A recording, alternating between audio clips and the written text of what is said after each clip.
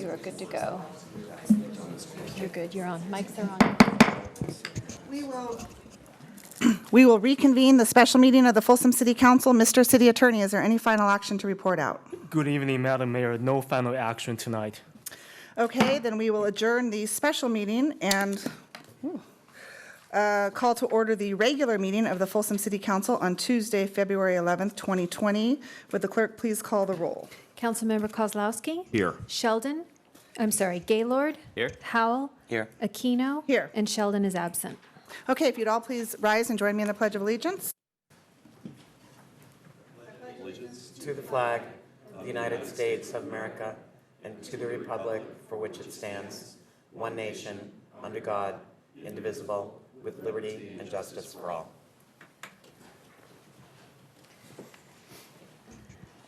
Okay, do we have any agenda updates?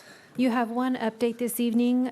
Scheduled presentation item number 3 is going to be continued to a later date. Okay, please call the first item. Your next item is business from the floor. This is an opportunity for members of the public to address the City Council concerning any item within the council's jurisdiction that is not on the agenda. Public comments are limited to no more than 3 minutes, and except for certain exceptions, the City Council is prohibited from discussing or taking action on any item not appearing on the posted agenda. You currently have no request to speak under business from the floor. Okay, if there's anybody who would like to speak to something not on the agenda, now is your opportunity.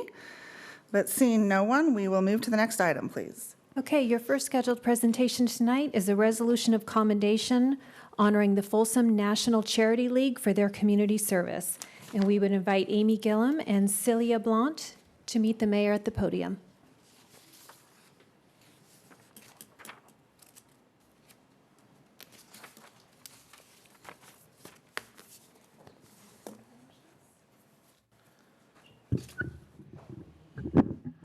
Good evening. I'm going to go ahead and do the honors tonight because I have a sister and 4 nieces who are very involved in the National Charity League in Orange County, so they probably would not forgive me if I didn't do this presentation myself. So this is a City of Folsom resolution of commendation honoring the National Charity League for their community service.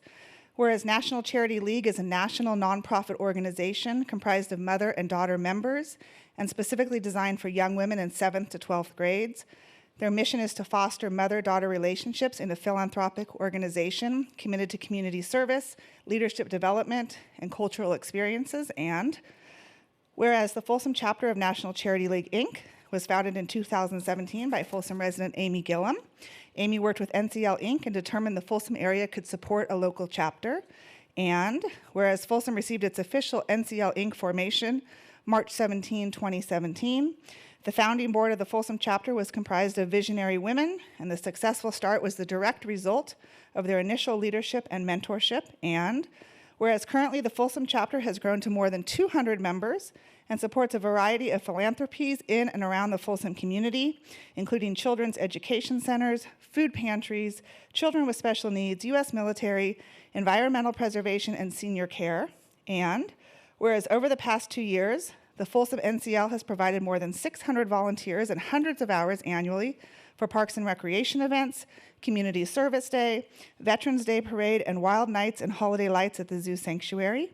And whereas the City of Folsom would like to recognize NCL for their contribution to our community, now therefore I, Sarah Aquino, Mayor of the City of Folsom, on behalf of the Folsom City Council and the Folsom community, do hereby extend commendations in the highest regard to the Folsom chapter of National Charity League and wish them continued success in all their future endeavors. Commended this 11th day of February 2020. Congratulations.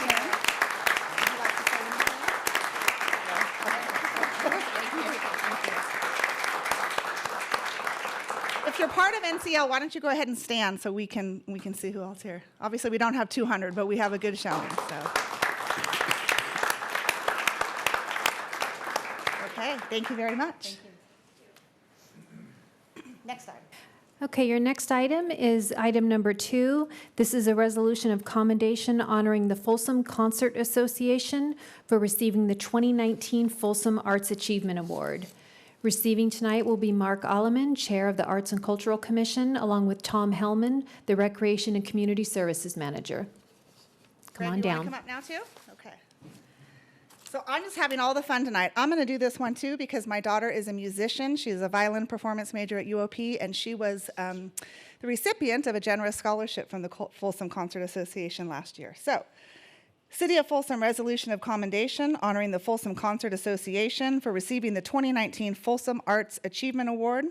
Whereas this Arts Achievement Award is being presented to recognize and honor the Folsom Concert Association, and whereas since 1994, the Folsom Concert Association has provided the most affordably priced shows, consisting of 5 concerts for the past 25 years, with approximately 800 patrons attending, and whereas the Folsom Concert Association has provided 125 concerts with an audience of over 100,000 people that enjoy these concerts, and whereas the Folsom Concert Association fulfills its mission to plan and schedule an affordably priced annual musical performance program for the benefit of Folsom area residents and those in the surrounding communities by fostering, recognizing, and encouraging appreciation of music. And whereas the Folsom Concert Association has provided over 100 free musical outreach programs to school children and senior citizens by bringing a professional musician to them to listen and enjoy the art of music.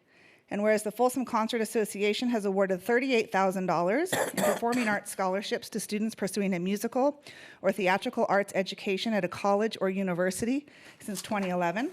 And whereas this year, they are being recognized for their outstanding achievement in providing opportunities for the community to enjoy professional musicians at local concerts, musical education and enjoyment at schools and senior care facilities, as well as student scholarships to support future musical and theatrical arts for future generations.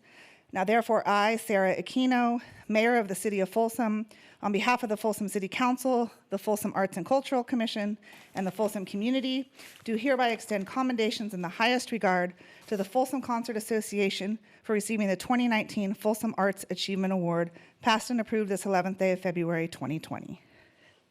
That's a lot. Would you like to say something?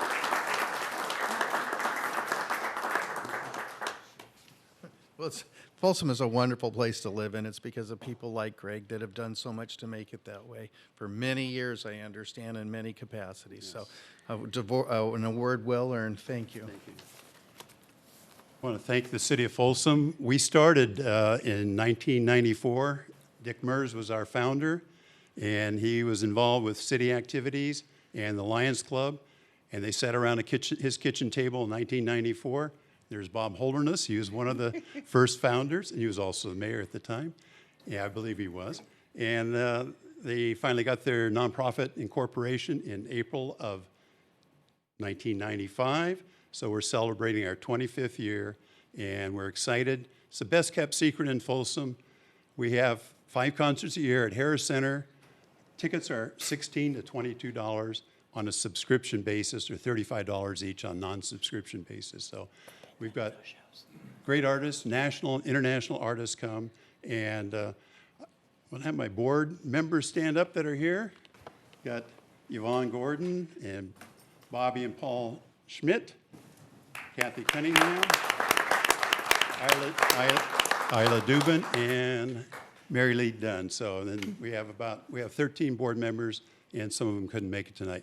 But without all the board members' support, our organization couldn't be as successful as it has been. So thanks again. Appreciate it. Thank you. Thank you. Thank you. You're welcome to stay, but if you want to leave, we will not defend you.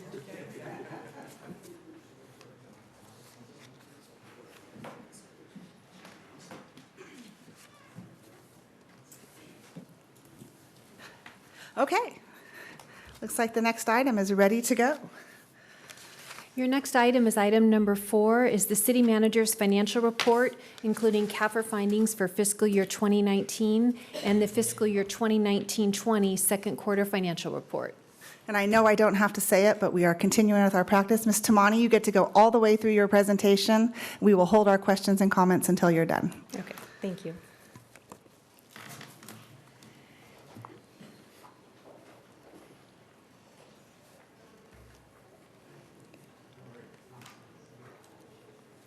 Good evening, Mayor, council members. I'm Stacy Tamani, Finance Director.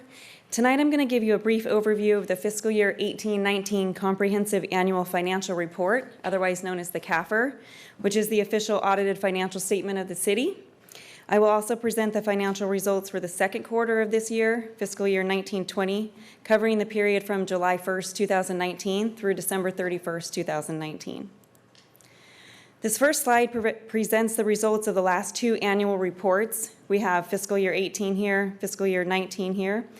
And then on the right, we're projecting 19-20.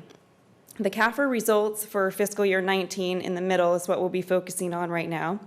And we're reporting revenues of $92.3 million, expenditures of $86.6 million, and a change in overall fund balance of about $5.7 million.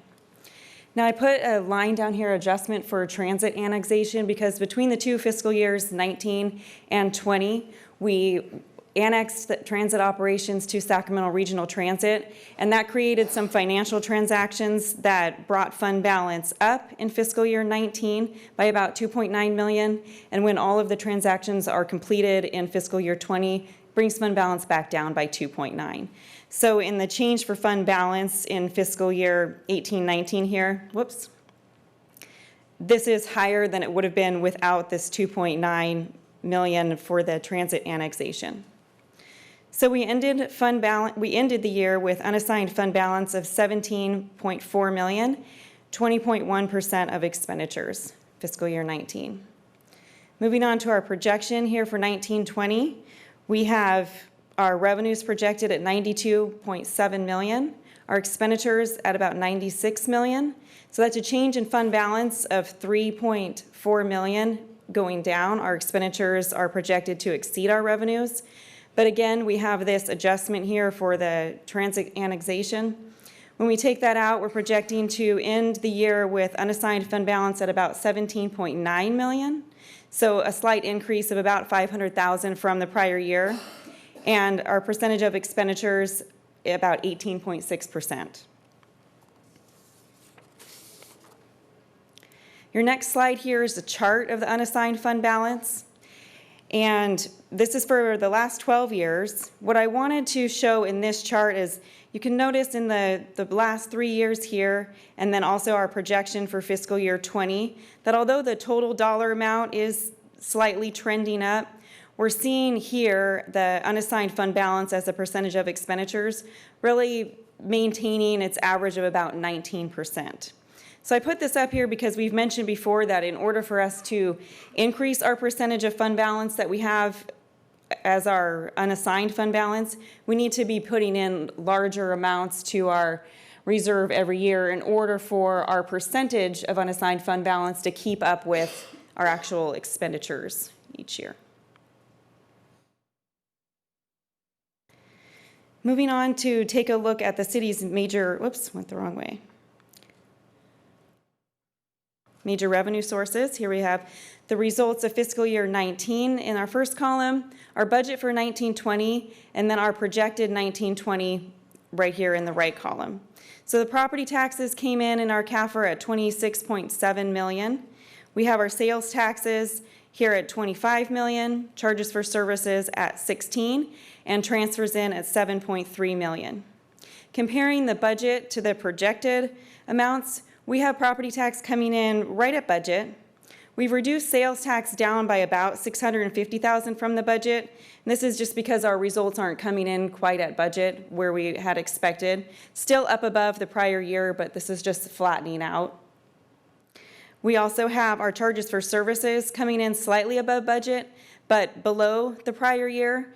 A lot of this has to do with our development fees. They came in larger amounts in previous years. Now as development's moving forward, we're seeing building permit activity going up, but the development activity flattening out a little bit as far as the engineering fees that come in first and then the building permits coming in after. So we're right at budget with that, but like I mentioned, a little bit below our prior year.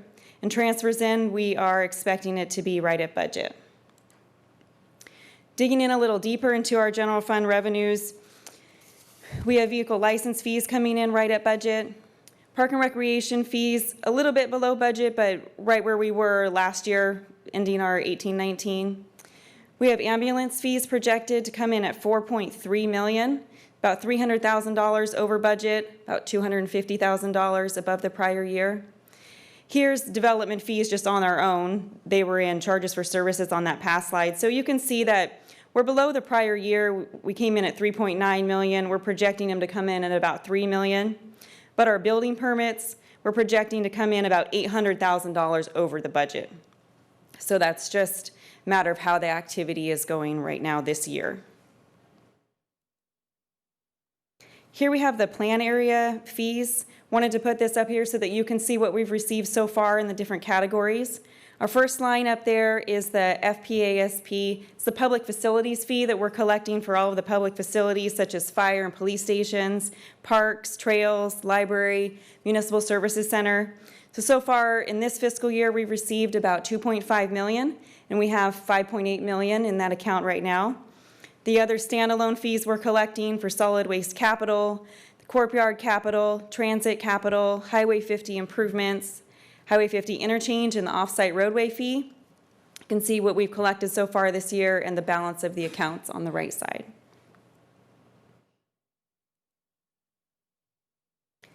Moving on to a look at the major expenditure categories in the general fund, we have the same format as the earlier slides with our results of fiscal year 18-19 on the left, and our budget, and then our projections for 19-20.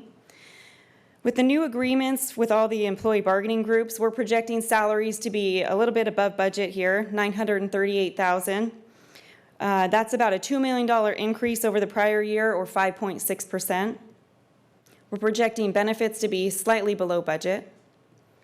Our O&M projection here is coming in at $26 million versus a $23 million budget, but that's where the transit annexation transaction is. So without that in there, we're projecting to come in much closer to the budget, only about a $500,000 difference. Capital outlay, right in line with where we were the previous year, about $3 million, and our debt service, right in line with budget. I wanted to take a look at the economic factors that we're tracking, and in the last financial report that I presented back in September of 2019, we dug into some of these indicators that are on this chart a little more. Tonight I'm not going to go into that, but I think that this is a useful chart that shows in each of the years that we've had recession, these indicators have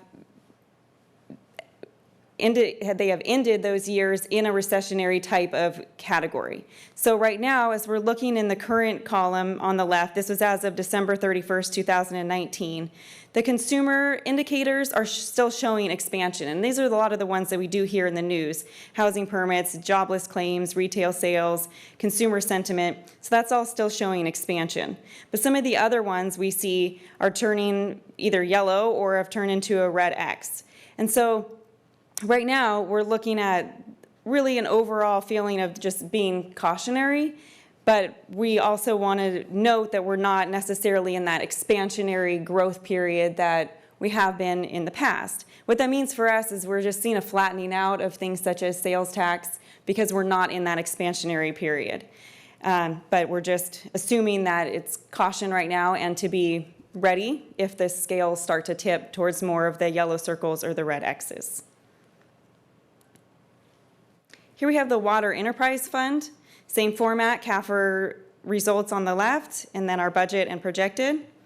The Water Fund is projected to end the fiscal year with charges for services pretty much flat with previous years, right in line with the budget. Operating expenses are projected to be at $10.9 million, about $500,000 over the prior year. This is mostly due to increases in the staffing costs, like we mentioned in the general fund, and also some increases in contracts and maintenance costs. Transfers out and also our debt service are projected to be right at budget. We have capital expenses this year projected to be about $5.6 million, much higher than we had last year, and that's the timing of project delivery in this year. We have working capital of about $15.2 million projected for the end of the year. And while that's sufficient for us right now, we also want to notice that we have not a large difference between our charges for services and our expenditures here. Now, these charges for services, the revenues, they don't include projections for the rate study increases that have just gone into place. So we'll see the results of that when we have a full year of those rate increases in there, and that will change this difference where the charges for services are so closely matching these expenditures. Wastewater is similar story. We have charges for services projected to be flat compared to the prior year. Operating expenses are projected to be below budget, coming in at $4.4 million, just slightly above the prior year, and transfers out right at budget. We have capital expenditures consistent with what we've had in the past, about $5.6 million, and working capital is sufficient in this fund.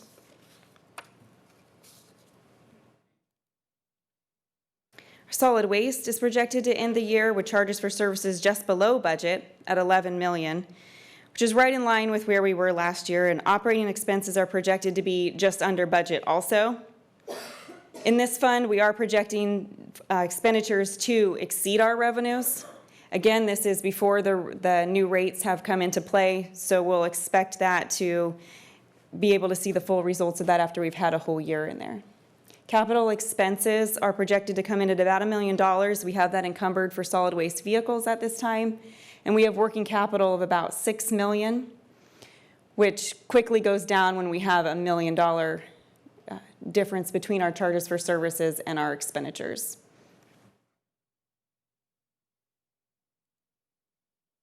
This is our Risk Management Internal Services Fund.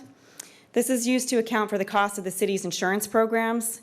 This year we did have a planned decrease in the revenue right here in charges for services. We had $18 million last year, brought it down to 17.3 this year. This allowed us to keep insurance expenses in the different departments in the general fund stable, partially offsetting the increases in PERS expenses. This fund has a strong net position of about $8.6 million, so it's doing what it's supposed to do, helps you to minimize those swings in the budget when costs fluctuate or things such as the PERS expenses go up. We were able to keep the employee health costs relatively stable this year due to adding more plans, seeing it down here at about $7.3 million. We also had good rates, and we added the high deductible option a couple years ago now, and so that's helping us to keep our expenses for the active employee health relatively stable. Retiree health, we think will come in right where it was last year. We're not anticipating a large number of retirees. Workers' comp was right at budget. Our liability insurance also right at budget, and contracts. This is our trail grant fund for special revenue, and we put this slide up here every time just to show you the balance that we have right there, negative $1.4 million. But this is anticipated that we'll have this negative because as we do the trail grants, we have to have the expenditures ahead of the revenues. So we expect to have this balance in here, but we just keep it on our list and keep an eye on it. My last slide here is the CIP highlights. In your packet, you had the full list of the activity that has happened so far this year, but these are a few of the bigger ones. General services, the fire apparatus was purchased. For Parks and Recreation, the Oak Parkway Trail undercrossing. Public Works, the Green Valley Road widening and street overlay pavement management. And in water and wastewater, East Tank number 1, water treatment plant system improvement, and the Intertie Booster Pump Station project. And that concludes my presentation for this evening. Thank you. Any questions? Yep. Carrie? This is probably going to be a couple of questions for Marcus and then maybe one for Dave on the solid waste. My question is the projected capital expenditures on the Water Enterprise Fund, and the same is true for wastewater. That's like a $7 million swing on water. I don't remember the swing on wastewater. What projects were we expecting to do that we're not doing? Marcus is standing behind you. Oh, go ahead. Unless you want to answer that one, Stacy. Mayor Keno, members of the council, Marcus Yasutaki, Environmental Water Resources Director. I would say probably one of the biggest differences on the water side are some treatment plant upgrades.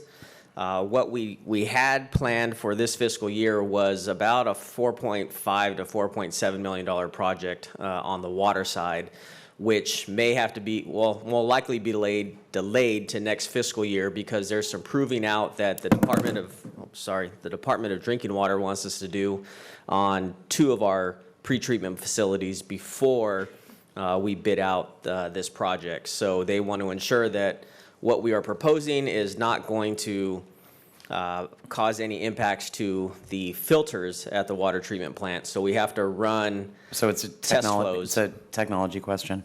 Correct. Okay. Is one of them. And then on the wastewater side, one of them is obviously the Hinkle Creek project. So we're no longer bidding that project as we were directed to back in September, which was about 1.5 to 1.8 million in potential construction costs. And you'll likely see in next fiscal year's budget is a significant project on Folsom Boulevard, which is probably in the $4.5 to $4.8 million range, which is currently in pre-design now. And it's another one of those projects that would potentially get moved from this fiscal year to next fiscal year. And then another project is the Natoma Alley sewer pipeline project, very similar. Just moving those from a timing perspective from this fiscal year to next fiscal year based on where we are with the design. Okay, with regard to the Hinkle Creek, are we going to leave that money in place? Because we know that line's going to leak again. At some point, that discussion's going to recur. We will have money in, I guess, in the working capital. It just, we don't have a designated Hinkle Creek fund. Okay. But I guess we could work with Stacy if we need to actually move it somewhere and designate it. Okay. And same question on solid waste, Dave. If you could find that slide. I think that one was right at budget. Did you want wastewater instead? No, I already asked the wastewater question. Okay. Solid waste, so that's, the encumbered funds are for, Vehicles. that's for vehicle replacement? Correct. So right now, are we not projecting any issues related to, I know there's an ongoing thing about the organic waste stuff, and I'll talk to you separately about that. But are we looking at putting some money away, or are we hoping to do that with the increased rates? We're looking at bringing back our working capital to begin replacement on a more regular schedule for our vehicles. Okay. We're also being very cautious about working into that working capital because of the organics and the unknown expenditures that will be coming online in the next couple of years. We're already starting to see the beginnings of that. And I'll be briefing our utility advisory committee what those contracts are currently looking like. Okay. They're pretty substantial increases, especially on our commercial recycling. Okay, and are we seeing any progress in resolving the ongoing issues with the organic waste pickup? It's taken care of. Okay. We're working with our contractor, yes. All right, thank you. And then the trail grant question was the next one. So if we projected revenue of 2.5 million, and now we're looking at 152, that's a couple of $1 million. Is that because we're delaying something, Lorraine? That's a gigantic number on the revenue side.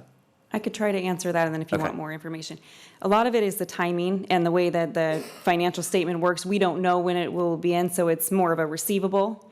So it could come in a future year. It doesn't show up as a revenue at that time. So is this grant money that's been promised that we won't see till we get ready to do construction? Or it's grant money that we can't claim until a future year, and that's a portion of it that we have spent. Okay, but we have commitments for 2.5 million on the grant side? I think this slide is slightly different than the others, where it's 2 years of results and then a projection for the current year, rather than a projection in the center and a further or a budget and then a projection. Excuse Okay, me. all right, good point. Thank you. Mike, any questions, comments? No, keep up the good work. I guess back to your splatter chart with the X's and the arrows, the indication in the staff report was that part of the sales tax softening was attributable to car sales being down. Is that likely to persist and be a leading indicator of further softening, or just? From our sales tax consultants, they've let us know that a lot of it is a change in the consumer doing more leasing and things like that. So it hasn't necessarily toppled over into other categories of our sales tax revenue. Just a change in the way that people are buying cars. But that is part of this where we may see some of the transactions start to slow down, and then we might see some more of the yellow circles. Yeah, I guess I'm just thinking about planning the following year's budget Sure. if we need to be extra cautious right there. And just to add a question to that with regard to how people are purchasing cars, is the Amazon and the internet purchasing also adversely affecting the sales tax revenue? That does affect it. It all goes into the county pool, and so then we get our percentage of that pool. So we don't know the exact amount that we would have gotten if people had shopped versus going to the county pool, but we do think that it is less than if they had just shopped in town. But we do get part of that revenue back through the county pool. Buy local. Yes, by local. Go into an actual store. Roger? Yeah, I think it was general fund slide. It showed the ambulance fee. Sure. Is, yeah, did that represent, does that represent the increase on there as well? Yes, it is included So you're just budgeting like 250,000-ish? over the prior year, correct? Okay. All right, that's the only question I had. Thank you. Okay. Thank you, Stacy. Thank you. Okay, call the next item, please. Your next item this evening is the consent calendar. Does anybody have anything they want to pull? I'll move consent. I'll second. Okay, we have a motion and a second. Please call the roll. Councilmember Kozlowski? Yes. Gaylord? Yes. Howell? Yes. And Aquino. Yes. Your last item this evening is a public hearing item. This is ordinance number 1300, an uncodified ordinance adopting prima facie speed limits on Greenback Lane, Prairie City Road, and Riley Street. This will be introduction and first reading of the ordinance. Okay, welcome, Mr. Rackavan. Good evening, Mayor, members of council. I'm Mark Rackavan, your engineering manager with the Public Works Department, and hope you'll bear with me for my 2-slide-long presentation. I just wanted to remind the council that we are in the midst of a 10-year or update of our speed surveys. They were last done 10 years ago. We started this process in 2019. To date, you've adopted speed surveys on most of the major roadways in Folsom, which are depicted on this exhibit. This evening, you just, with the passage of Resolution 10388, you maintain speed limits on some portions of Greenback Lane, Prairie City Road, and Riley Street. The item before you, Ordinance 1300, is to adopt new speed limits, lower speed limits on the remaining portions of those same 3 roadways. So depicted on this exhibit here in blue are the sections that you just moved to maintain existing speed limits, and shown in yellow are the reduced speed limits. Greenback Lane from Madison to Folsom Auburn reduced from 50 to 45.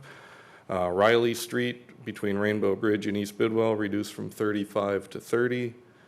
And Prairie City Road from Highway 50 to Iron Point also reduced from 50 to 45. That's all I have for my presentation. I'm happy to answer any questions that the council may have. Anybody have any questions? I'm just happy to see that we're justified in reducing those speed limits where we're doing that. Here, here. Anybody else? Okay, so this is the public hearing, so we're going to open the public hearing. We don't have any blue cards indicating that someone wants to speak, but if you do want to, this is your opportunity to come forward. And seeing no one rush the podium, we will close the public hearing. And do we have a motion? I will move acceptance of the first reading of ordinance number 1300. And I will second it.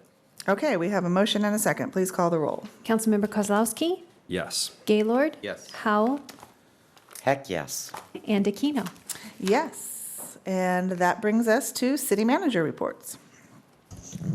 Good evening, everyone. We were very sorry to learn that former Mayor Stan Geisler passed away this week on February 5th at 88 years old. Stan served on the Folsom City Council from 1978 to 1982, and he served as vice mayor in 1978 and mayor in 1980. More recently, Stan served the community every Tuesday morning at the Twin Lakes Food Bank. We actually recently featured him as a super citizen on our social media platforms because he was offering hot drinks, juice, and cookies and a helping hand to anyone in need. So our thoughts and prayers are with Mr. Geisler's family and loved ones. You might notice a yellow happy face balloon in the seat 2 chairs down from me. Planning Commissioner Jennifer Lane asked that we do that with permission from Vice Mayor Ernie Sheldon. Vice Mayor Sheldon is currently in the hospital recovering from some fairly significant surgery, and he really just wanted us to know that he's got a smile on his face and he's doing well, and he'll be back with us very soon. So best wishes to Ernie. Some of us have had the opportunity to see him and speak with him, and he really is just doing great considering his surgery. So good news. The East Bidwell widening project, you'll experience some daytime traffic delays if you're traveling that way. The work is taking place between 9 a.m. and 3:30 p.m. beginning today through this Friday, February 14th, and crews are performing an overhead to underground conversion of utility lines. Motorists can expect traffic delays on East Bidwell between Creekside Drive and Woodsmoke Way, and you can find out more details on our website. The city is currently seeking input on design standards for accessory dwelling units. The Community Development Department is seeking input on ADUs, which are also called granny flats or in-law units or second units. We're in the process of creating a new ADU ordinance as a result of changes to state law, and we will have a public workshop from 6 to 8 p.m. tomorrow at the Folsom Community Center if you are interested in weighing in on this issue. And there will be another public hearing as part of the Historic District Commission's meeting on Wednesday, February 19th at 5 p.m. here in the council chambers. You probably noticed a large sign out front of City Hall if you came in today, and that's because we have new voter services being offered both at City Hall and in the Community Center. A ballot drop-off box is now located right here in Folsom City Hall near the information desk. Voters can drop off their ballot anytime during normal business hours. Voters should keep in mind that assistance is not provided at this location. If assistance is needed, vote in any open vote center in Sacramento County.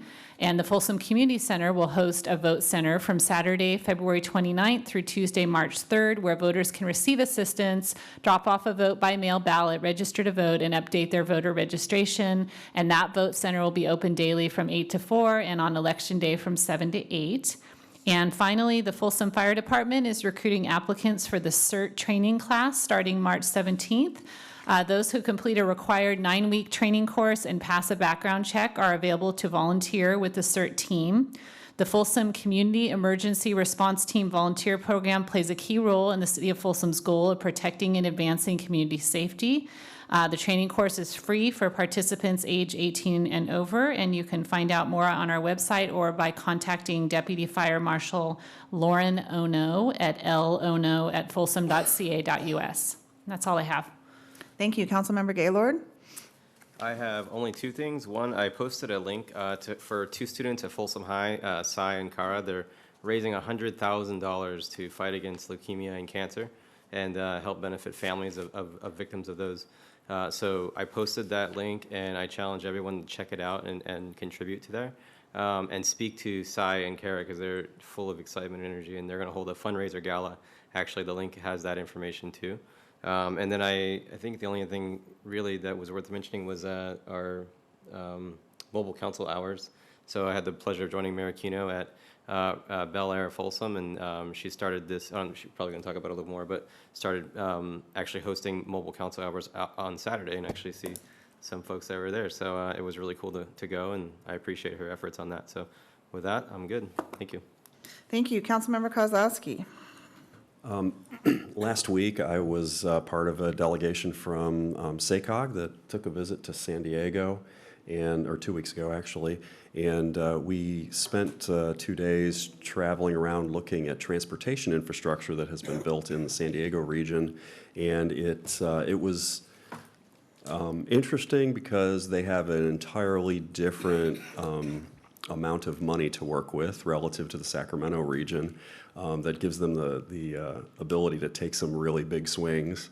But it was instructive in that they are, like all parts of California, looking very hard at the twin challenges of public transportation, being robust and available to as many people as possible, and making good connections between housing and jobs with that public transportation. So they've got some really thoughtful projects down there, and I'm happy if anybody's interested in a long talk about that, I'm happy to spend some time with them.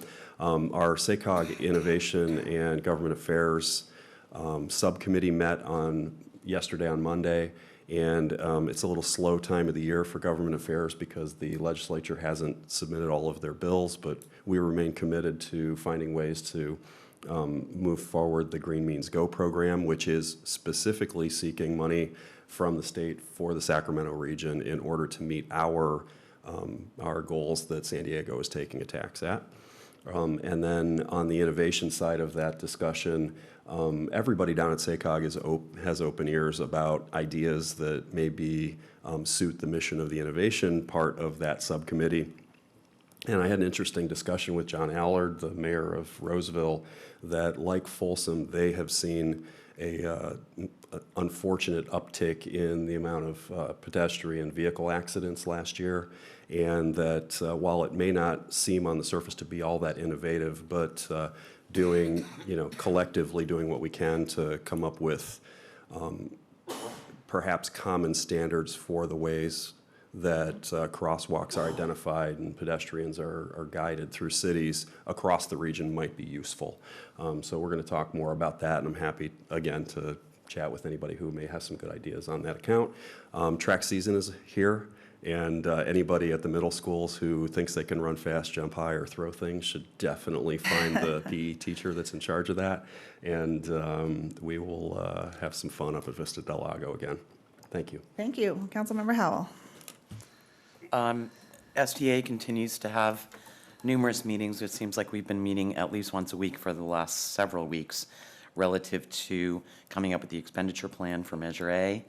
We're continuing to basically argue amongst those of us in the region that are very concerned about the regional transportation project. So hopefully we'll soon come to agreement and get the individual jurisdictions to agree to put that sales tax increase on the ballot to pay for local projects that would, as an example, the major projects in Folsom are construction that will be actually starting along the connector, which is White Rock Road between Prairie City and East Bidwell, formerly Scott Road. That will help us get that signalization at East Bidwell and White Rock, which will eliminate a big pinch point, and especially in the afternoon traffic hours. So we continue to work toward that. RT, nothing exciting is going on. RT is also in the Measure a food fight, if you will, to get their funding to continue to fund things like the double tracking along Folsom so that we can decrease the headways. The smart, Smart Ride has been rolled out. So for those that are not aware of it, there's now like a first mile, last mile option with RT. If you download the app on your phone, it's kind of like RT's answer to Uber. So like if you want to get to the light rail station in the morning to go to work downtown or vice versa, you can actually download the app on your phone. You can take that ride on the Smart Ride to get to the light rail station or a bus station, wherever you need to go, for $2.50. And the bargain is, if you have a group of 5 people, so you're going to go out to dinner or you want to park at a light rail station, get to a historic district, whatever you want to do, if there's at least 5 of you, you ride for free. So it's a really cool app to think about downloading for that first mile, last mile thing. And even if you're paying $2.50, it's significantly cheaper than Uber. SAC Placerville, JPA, not a lot going on with that. We met last week, continuing to move forward. El Dorado County is still working on trying to find funding to repair the latest drainage issue along the rail alignment near Latrobe Road. And congratulations to Twin Lakes Food Bank. Mike and Sarah and I had the opportunity to go to the ribbon cutting for their new box truck. So that is the truck with which they go to the various grocery stores in town and pick up items that are being donated by whatever store it is that are then given to food-sensitive folks in the city of Folsom. They do a great job. That was a big deal for them to get that truck, and much of that was due to the success of the gala and all of the big fundraising that they did I think it was in November of last year. They significantly exceeded their expectations for that gala, and that enabled them to go and buy that truck and retire the old diesel version that the state of California was not going to allow them to relicense. So that's all good. It was a great event, and the weather cooperated wonderfully. With that, we just lowered some speed limits tonight. Yay! So pay attention to those new signs. The stop sign, the red light, it applies to you. So stop at the light, and unless of course you want to meet some of the wonderful police officers at the city of Folsom who will provide you with a wonderful piece of paper that will take money out of your wallet. So please drive carefully and pay attention to all those rules. They apply to everyone. Okay. Thank you. I just want to echo Councilmember Gaylord's comments. We held our mobile office hours at Bel Air on February 1st, and I think we enjoyed it, and we met some good people, and I think the public appreciates it. So the next one will be on Saturday, March 21st, 10 a.m. to noon at Lucille's Coffee Shop at Blue Ravine and East Natoma, and that will be Councilmember Kozlowski and myself. Just so my colleagues know, at the February 5th LAFCO meeting, we had a presentation from the general manager of the Sacramento Suburban Water District. 7 water purveyors in the Sacramento region, including the city of Folsom, are coming together to fund a collaboration/integration study just to identify opportunities for us to create efficiencies, improve results, save money, et cetera, by working together. So an example of that could be joining with other agencies to buy chemicals and stuff in bulk. So the study is also intended to look at the feasibility of consolidating 2 or more agencies, although Folsom is not interested in that, and they are aware of that. So Vice Mayor Sheldon, if you're watching, we love you, we miss you, we wish you a speedy recovery, and we look forward to seeing you soon. So it's 7:16, and we are adjourned.